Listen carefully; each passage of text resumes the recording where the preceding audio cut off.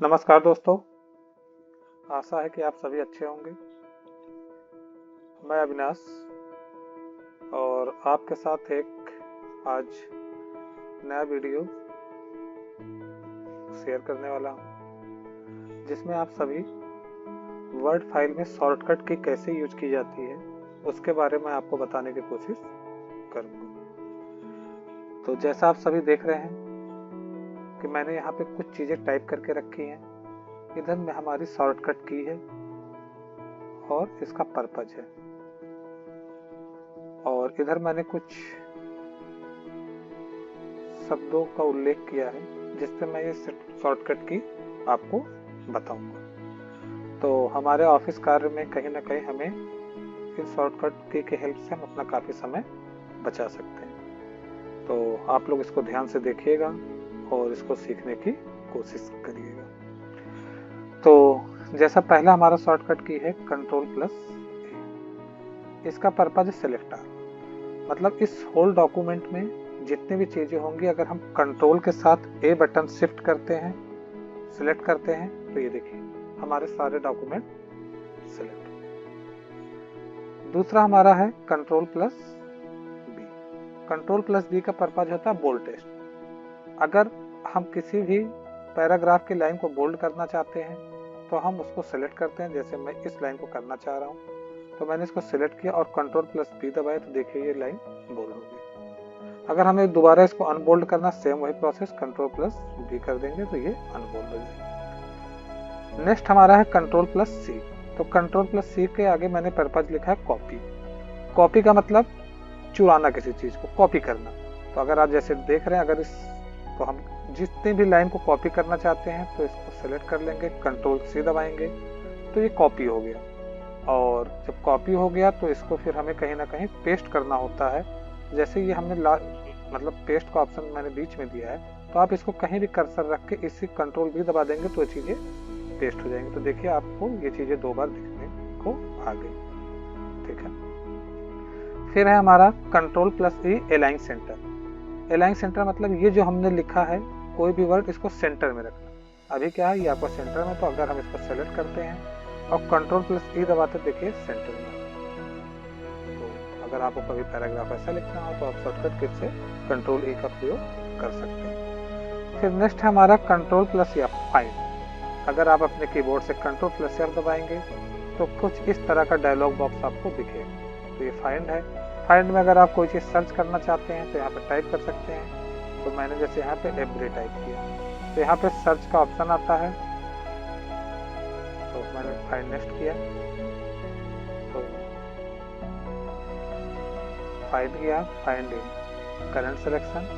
देखिए इस तरीके से जहाँ जहाँ भी आपको फाइंड होगा, देखिए यहाँ पे एवरी, फिर नेक्स्ट करेंगे एवरी, जितने डॉक्यूमेंट में एवरी लिखा होगा ये इस तरह से आपको रिफ्लेक्ट करता रहेगा। नेक्स्ट हमारा है Ctrl+G गो टू। तो अगर हम Ctrl+G दबाते हैं अपने विंडो से तो यहाँ पे आपको सिलेक्शन करने के ऑप्शन आते हैं। आप पेज सिलेक्शन पे जा सकते हैं, सेक्शन पे जा सकते हैं, लाइन पे जा सकते हैं। तो इस तरीके से आप यहाँ वो लाइन नंबर डालेंगे तो आपका डॉक्यूमेंट उस लाइन में चला जाएगा। Ctrl+H replace. अगर आप कोई चीज रिप्लेस करना चाहते हैं तो वहां पे आप रिप्लेस कर सकते हैं। जैसे मैं दबाऊंगा Ctrl+H तो रिप्लेस आया। तो मान लीजिए मैंने एवरी को मुझे रिप्लेस करना है मैनी से, तो मैंने यहाँ मैनी टाइप किया। तो आप यहाँ पे आपसे पूछता है रिप्लेस ऑल। रिप्लेस ऑल का मतलब होता है जितने भी डॉक्यूमेंट में जितने भी जगह एवरी लिखा हो सारे मैनी में हो जाएंगे। अगर आप रिप्लेस करेंगे तो वो 1 बाई 1 रिप्लेस होगा। तो अगर हम रिप्लेस पे जाते हैं तो देखिए इस तरह आपको ये दिखेगा एवरी, आपको यहाँ दिखा तो ये मैनी हो गया। अब देखिए एवरी दिख रहा, मैं रिप्लेस किया, ये देखिए मैनी हो गया। तो इस हिसाब से आप फिर एवरी दिख रहा आप रिप्लेस करते हो। इस तरह से आप इस चीज को चेंज कर सकते हैं।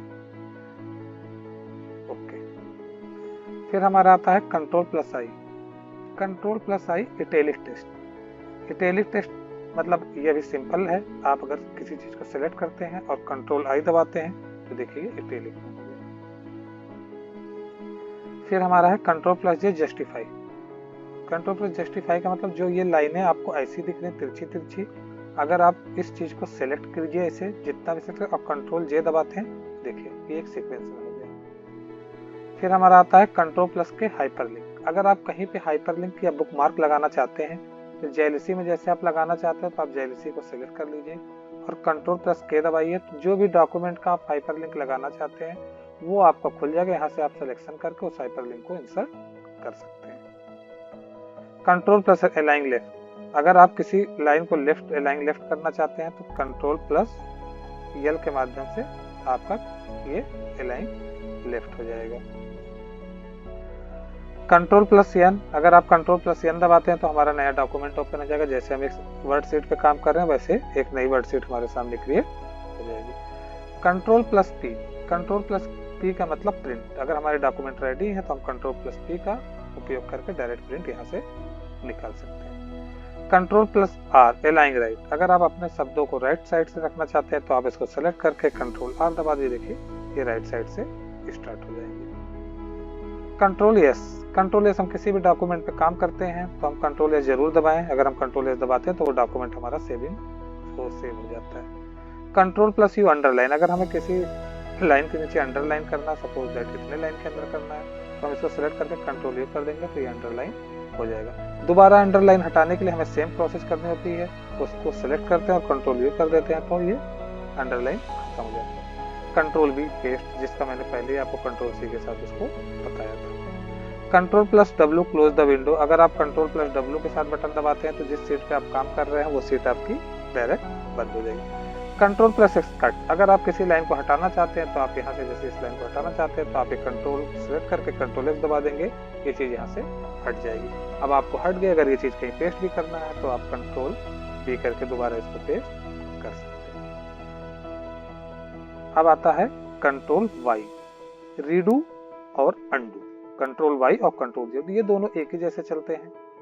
अगर आपने कोई चीज को डिलीट कर दिया, सपोज दैट मैंने ये सिलेक्ट किया और इसको डिलीट कर दिया, लेकिन अब आपको वापस लाना है तो वापस लाने के लिए आप कंट्रोल वाई दबा देंगे, कंट्रोल जेड दबा देंगे तो वो चीज आपकी वापस आ जाएगी। लेकिन आपको लगता नहीं इसको हमें डिलीट ही करना है तो कंट्रोल वाई दबा देंगे, फिर डिलीट हो जाएगा और कंट्रोल जेड करा देंगे तो ये वापस हो जाएगा। कंट्रोल और कंट्रोल जेड एक दूसरे के अगेंस्ट चलते हैं तो कंट्रोल वाई रीडू और कंट्रोल जेड अंडू।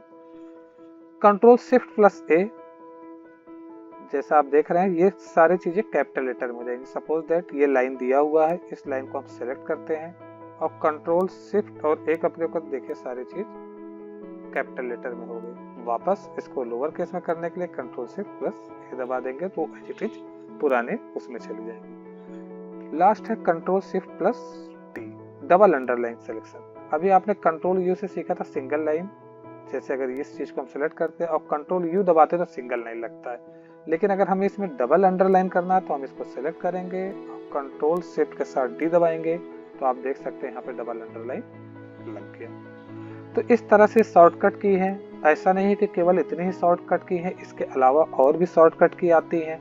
ये मैंने आपको कंट्रोल के साथ बताई और कंट्रोल के साथ शिफ्ट का प्रयोग करके बताया। आप फंक्शन का प्रयोग करके, आप अल्ट का प्रयोग करके भी काफी शॉर्टकट की है। तो जैसे जैसे आप लोग डॉक्यूमेंट में एक्सपर्ट होंगे तो आप लोग को वैसे ऐसी चीजें सीखने को मिलेंगी और मैं आपके साथ निरंतर नया वीडियो शेयर करता रहूंगा। तो ये आज मैंने आपके सामने इतने शॉर्टकट की जो बताई हैं, ये शॉर्टकट की आपको अपने आने वाले रोजाना कार्यों में हमेशा अप्लाई करना पड़ता है। जो अगर आपको नहीं पता होता है तो आप ऊपर के function home, insert, page layout, reference, इस सब में जाके इस फंक्शन का प्रयोग करते हैं तो इसमें हमारा थोड़ा समय जाता है।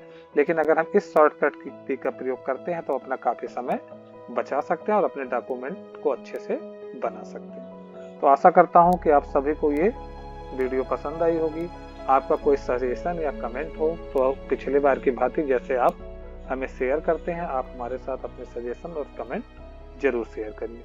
धन्यवाद सभी दोस्तों को।